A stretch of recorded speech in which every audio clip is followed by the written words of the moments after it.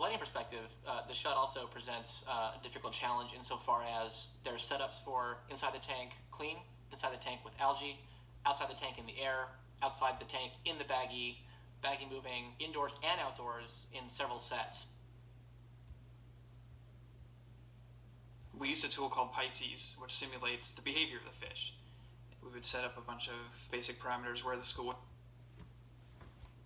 So this lamp of a lighthouse is an actual lighthouse that exists on Thatcher Island off of my hometown of Rockport, Massachusetts. And it's called the Twin Lights. There's one on each side of the island, and there's actually one on each side of the lobby. There's two lamps. This is a historical building that is in my hometown called the Motif Number 1. It's in the harbor, and a lot of people come from all around just to paint it. So I put a painting of it in the lobby. This is the Aeolus 3. It's the name of my father's sailboat, and I'm embarrassed to say that it was the 11th hour when I suddenly realized I had not put that on any of the boats in the movie. So we changed one of the boats at the last second and got it in there. I think I would have been disowned had I forgotten that.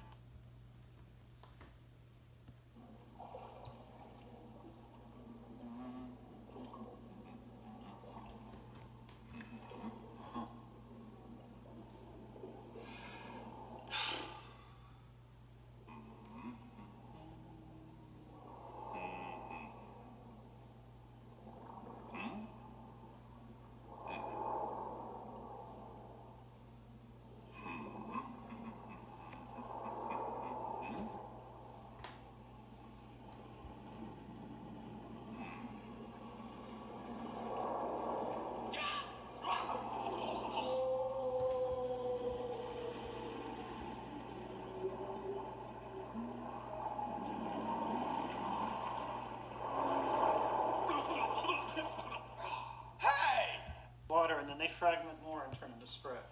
It's the believability of that transition that's the hardest thing to do right in computer-generated water. And the reason is, when we model something with particles, the particles we use are bigger than the size of the spray drop, just because of the computational requirements. If you really wanted to do a shot like the whale tongue shot, you would really need billions of particles of water, but we can't do that. We can at most do millions. And so we have a lot of tricks that go into taking this fairly coarse-grained description of the dynamics, turning it into a surface as the surface moves around, and then cheating the transition in various ways of the surface from a solid surface of water breaking down into spray and then splashing off. We'll get a shot like this out of animation, right, that has no water, it's just the characters sort of holding. In a big action scene like this pelican sequence, we'll oftentimes build much more footage than we'll end up using in the final film. I think this was 3 to 1, approximately, for footage that we created and then the shots that were actually used in the final film. What we actually did in the scene is, we knew the basic action that needed to happen. Nigel needs to take off with Father and Dory in his beak, swoop into the water, and then fly around being chased by the seagulls. And what we did was we basically blocked out that entire action flying around the harbor and then filmed it lots of different ways. Big wide shots, tracking shots, shots moving through the air, shots locked on the ground, panning, seeing them go by. And we just really went to town building a huge amount of footage. And then we found the final scene in the editing room.